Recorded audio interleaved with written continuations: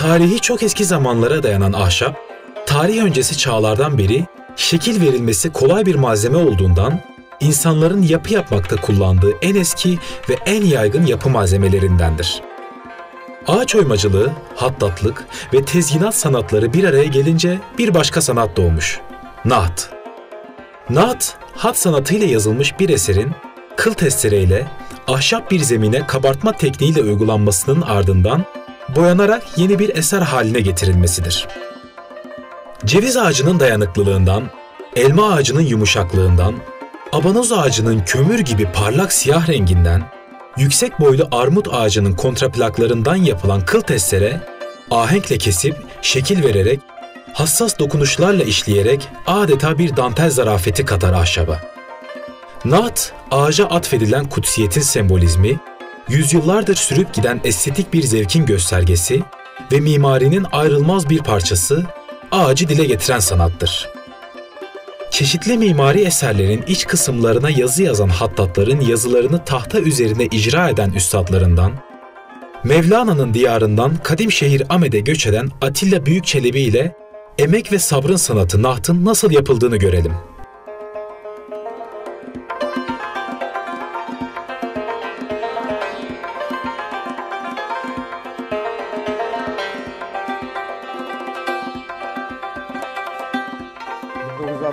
doğumluyum, Konya. Doğma büyüme Ankaralıyım. Bir vesile oldu, Diyarbakır'a geldim. Asıl mesleğim topografçılık, yol yapımı, harita, kadastro işlerinde çalıştım. Emekli olduktan sonra kahvenin gürültüsünden bıktığım için ha dedim kendi kendime bir atölye açayım. Bunu da ticari amaçla açmadım. Can sıkıntısını açtık ama gün gün baktık ki talepler artmaya başladı. İnsanlar öğrenmek için ricada bulundular. Vaktim olmadı. Birkaç yakın arkadaşıma öğrettim. Az az, ince ince. Sonra oğluma biraz öğrettim. Oğlum 10 yaşında. Bu da 22 sene önce yapmıştım. Aradan 20 sene geçti, bıraktım işimden dolayı. Burada yapayım dedim. Bence de iyi oldu. Bu kıl desteresi, yani öbür anlamıyla naz sanatı. Bunu ben bir ayakkabıcı ustasından öğrendim. Hani usta çekici tut derler ya, bana da bir tutturdu. Ben de o zamanlar bayağı bir öğrendim. Çok şey yaptım. Ama bizim yaptıklarımız esas ustaların yaptığına göre biz yani esas ustaların çırağının çırağı gibiyiz. Öğrendik ama onların yanında halen çırağın çırağı gibiyiz. Yani tam usta deseler yalan olur. Usta değiliz. Zaten bir usta ustalığını kabul etmez hiçbir zaman. Bunu günümüzde insanlar benimsemiyor. Halen yani makine ya diyoruz, el işi dediğimiz zaman bile halen diyorlar makine, bizi kandırıyorsunuz diyorlar. Bunları öğreteceğimiz insanlar olmaması bizi üzüyor. Ya ben isterdim, bu eskiden halk evleri vardı. Onun tarzında yani geniş bir topluluk gelsin, 10 kişi, 15 kişi öğretelim. Kültürümüzden, geçmişimizden insanlara bir şeyler bırakalım. Yani bu normalde Osmanlı'da 2. Abdülhamit zamanında onun merakından başlamış naht sanatı. Bunu normalde hat sanatı ile birleştirmişler. Hat sanatı olarak doğmuş. Ama gün gelmiş sandukalar, erguvan denilen, yani günümüzde ona şey diyorlar, telefon koyduğumuz erguvan cinsi şeyler güncel hayatta kullandığımız alet şeylere dönüşmüş. Masa, sandalye gibi aletlere dönüşmüş. Naz sanatı uygulanmış. başarılı olmuş. Biz de bir takım objeleri uyguladık, eşyaları uyguladık. Fakat halkın arz ve talebi biraz daha farklı oluyor. Daha süslü şeyler, daha gösterişli şeyler. Naz sanatıyla ilgili biz kıl testeresi kullanıyoruz normalde. Yani bunu da Diyarbakır'da bulamadım ben. Sonradan dışarıdan getirttirdim. Desteresi kılı. Sadece bunu kullanıyoruz. Daha ustalar, daha başka bir sürü aletlerden yardım alıyorlar. Ben sadece delmek için bir de bu. Benim 2 tane aletim var. Zımparalarım var. Genelde ilk önce çiziyoruz. Bir kalıp veya bir model çıkarıyoruz veya şöyle göstereyim. Yapıştırıyoruz. Yapıştırdıktan sonra da kesiyoruz. Ama genelde benim kullandığım kalıp üzerine. Bir kalıp çıkarıyorum. Kalıbı koyuyorum.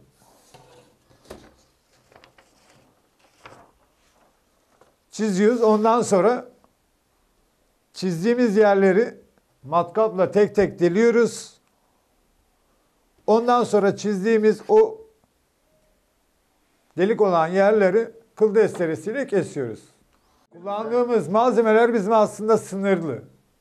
Yani eskiden çok kullanılıyormuş. Yani naz sanatında ceviz en dayanıklı olan cevizmiş. Yani camilerde filan kullanılan o ceviz, abanoz ağacı, elma, armut, yani bunlar ağaçlar. Ama günümüzde genelde kavak, hat sanatında kavak kullanılıyor. Çünkü kolay bir malzeme. Kesimi kolay, çizimi kolay, kaplaması kolay, boya veya bizim barak kaplama, altın barak kaplama, gümüş barak kaplama. Tabii bunlar bana geliyor, biraz tam hat sanatının içinde olduğu için bunlar bana yabancı. Ben sadece kontraplak 3 milim, 5 milim, 8 milim. 3 milimle 5 milimi biz kolay çalışabiliyoruz destereyle. Ama 8 milimde zorlanıyoruz. Kırılma olayı çok oluyor.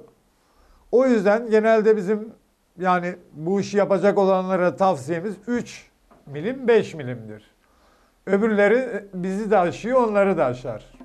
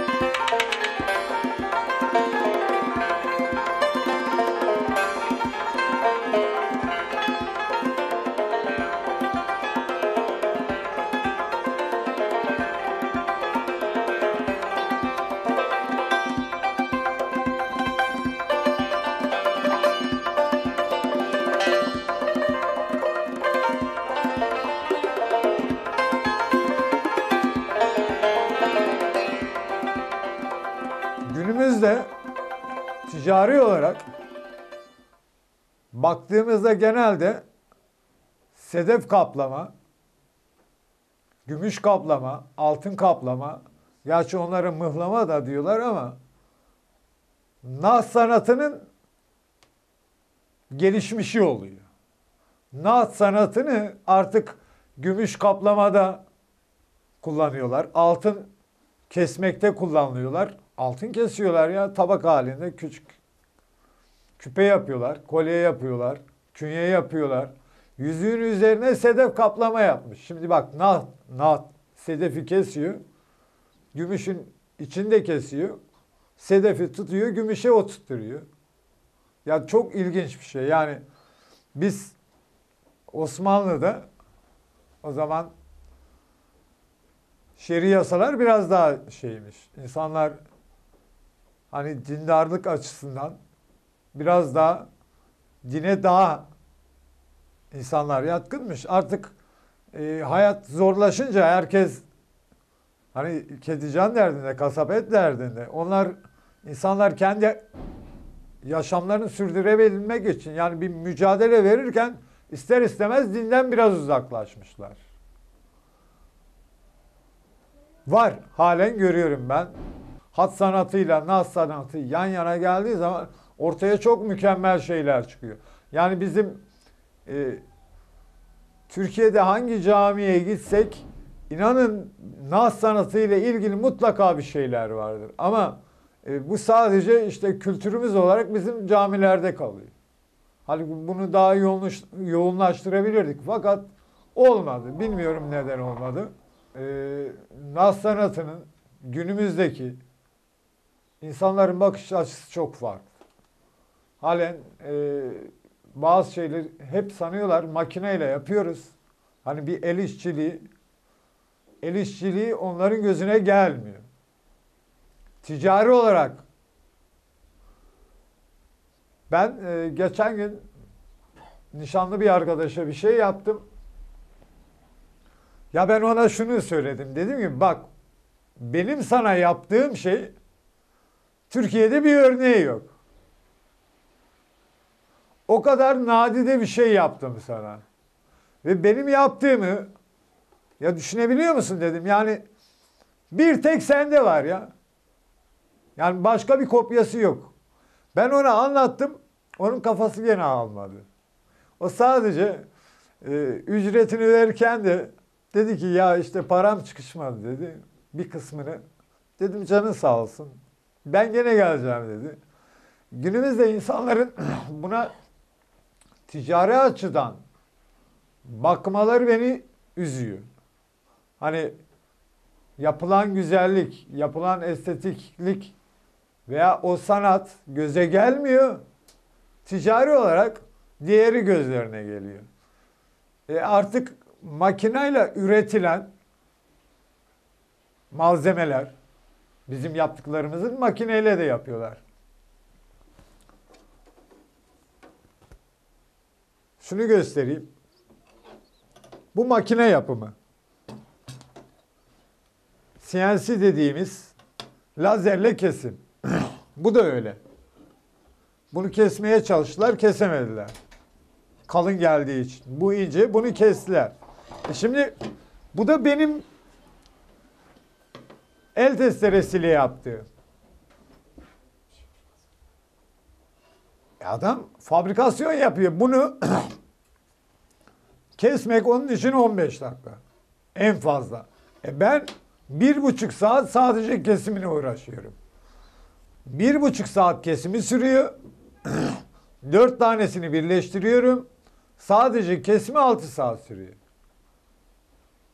Fabrikasyon olduğu zaman veya o dediğimiz teknolojiyi kullandıkları zaman yaptıklarında ben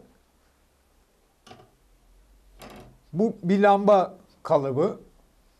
Ben bunu bir tanesini 2,5 günde üretiyorum. Bir lambayı 2,5 emek sarf ediyorum. 2,5 günde ortaya çıkıyor. Onlar 1 saatte ortaya çıkarıyorlar.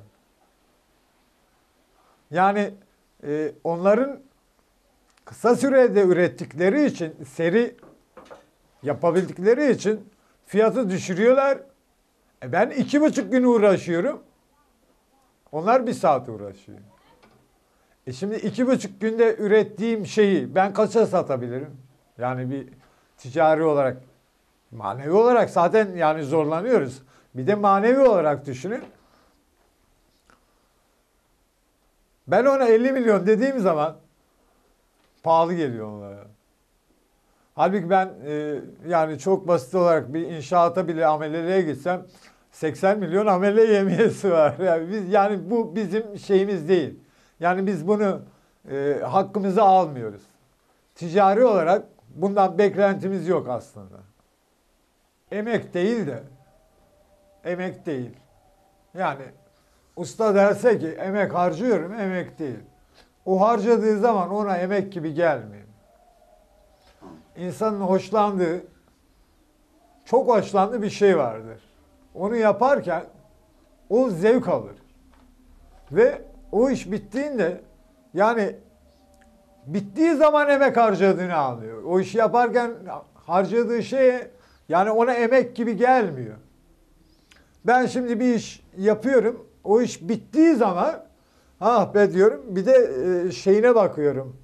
Saatine veya gününe bakıyorum. Kaç gün sürdü. Ya basit bir şey göstereyim.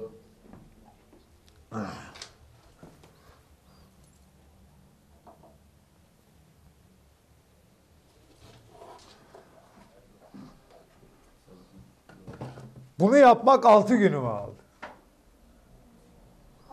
6 gün bittiği zaman ben döndüm kendime, dedim ki ya ben gerçekten güzel bir şey yaptım.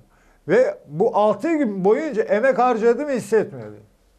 Sadece dedim güzel bir şey yapayım ya. Ama burada ne oldu biliyor musun? Bizim naz sanatında hedefimiz kıl desteresi. Bir de sedef kaplama var. Sedef kaplama naz sanatıyla ayrıdır. Ama naz sanatıyla sedefi kıl desteresiyle kesebiliyoruz. Ben yapmadım. Ben sedef yerine siyah tahtayı oydum, içine de beyaz tahta yapıştırdım. Yani bir çeşit şey gibi oldu, sedef kaplama gibi oldu. O kadar hoşuma gitti, dedim bundan sonra bundan çalışacağım. Fakat artık benim gözümde yaptığımız bazı şeyler o kadar talep görmeye başladı. Dışarıda kuğular vardı. Ya her gün bir tane, iki tane sipariş geliyor. Şimdi ben bundan yapacağım, yapamıyorum. Çok da hoşuma gidiyor. O kadar hoşuma gidiyor ki yani ya çok farklı bir şey ama öyle yani aslında sedef gibi gözüküyor. Dikkat ederseniz sedef değil. Yani siyah tahtayı oymuşuz. İçine oyduğumuz şekilde biz beyaz tahta kesiyoruz. Beyaz tahtayı yapıştırıyoruz. Sedef kaplama gibi oluyor. Emek burada gözükmüyor. Yaparken gözükmüyor. Bittiği zaman şöyle bakıyoruz karşısına, ha ya 3 günde bitti dediğimiz zaman işte o zaman emek oluyor.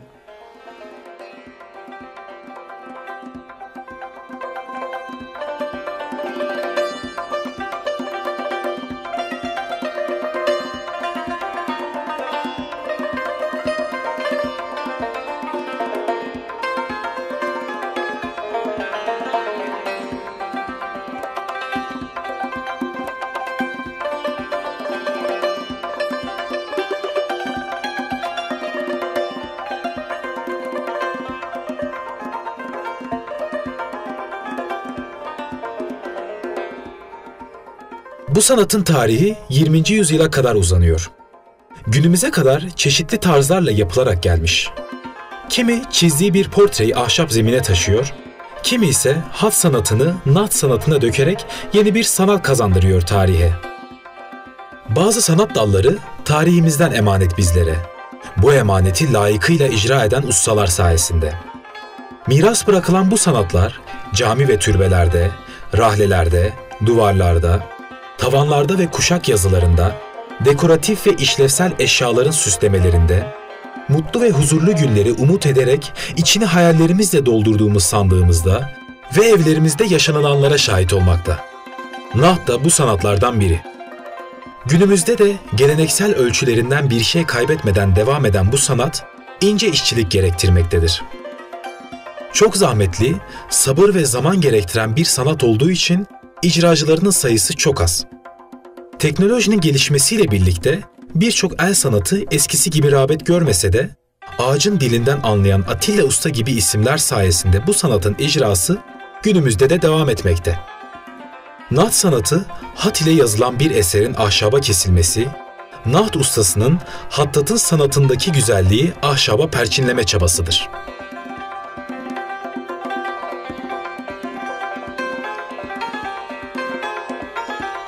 Bazen insanlar geliyor, yaptığımız şeyleri görmezden geliyor. Bazıları var, gerçekten onurlandırıyor. Özellikle benim bir gün yaşadığım bir şey vardı. İki tane böyle 30-35 yaşlarında bir arkadaş geldi, erkek. Dediler ki abi biz geçerken görüyoruz, çok merak ettik. Böyle değişik şeyler var. Buyurun dedim, oturtturdum onları. Baktılar, ondan sonra döndüler. Dediler ki biz Güzel Sanatlar Akademisi mezunuyuz. Bizim sanatçı belgemiz var. Kültür Bakanlığı'ndan çıkardık dediler. Fakat sizin yaptığınız şeyleri görünce biz sanatçı değiliz dediler. Sanatçı sizsiniz dediler. Ya bunun aslında ustası yok gibi. Kim bu sanata gönül verir, sabır gösterir, 1 senesi, 2 senesi, 3 senesi derken kendini bu işe adadığı zaman o zaman usta olmuş oluyor. Yoksa yapılan işleri baktığınız zaman 3 ayda öğrenen bir kişi de ustadır. 30 sene çalışan kişi de ustadır. Ama 30 sene çalışan kişi kendini farklı terbiye etmiştir. Bu işe giren insan kendini 3-5 senede anca hazır hisseder. Yani ben usta oldum demesi için 3-5 sene gerekir. Ama 3 ay çalışan da ustayım der. Çünkü yapıyor, beceriyor. Ama kendisi bir şey katamıyor. O sadece gördüğünü kesebiliyor. Veya alıyor eline bir kalıp, kalıbı koyuyor, kesiyor. Ben ustayım diyor. Ama bence ustalık, yani bu motifleri kendi üretmesi gerekiyor. Düşünebiliyor musun? Ben şurada 4 motifi aldım bir yerden, tahtaya çizdim. Sonra baktım burası boş kaldı. Buralara 2 motif koydum. Üstüne başka bir yerden, yani buradan bunu aldım, şuradan onu aldım, buradan bunu aldım. Bunların hepsini harmanladım, getirdim, ortaya farklı bir şey çıktı. Ustalık böyle olması gerekiyor. Yoksa ustalık bunu aldık, koyduk, kestik. Bu ustalık değil bence. Yani bunu yanlış anlamayın. Benim oğlum da yapıyor bunu. Benim oğluma ben veriyorum kalıbı, oğlum çiziyor, kesiyor, boyuyor. Ve oğlum yani toplasak belki 1 ay kesmemiştir, çalışmamıştır. Ama öğreniyor.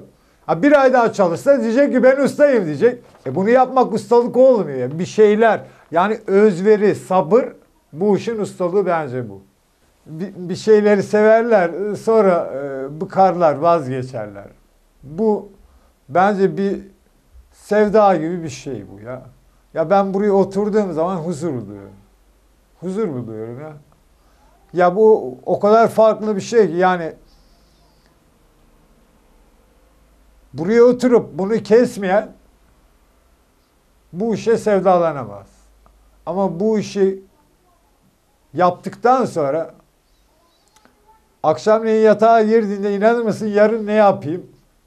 Veya yarın işte şöyle bir şey var, proje var, onu yapayım diye gece yatamaz.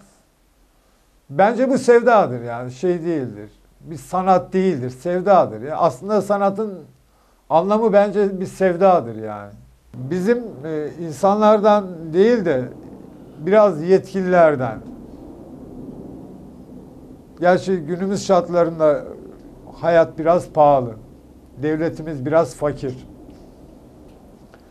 Devletimiz biraz zengin olsa böyle çalışanlara sizin bulmanız olmuyor. Devletin bulması gerekiyor.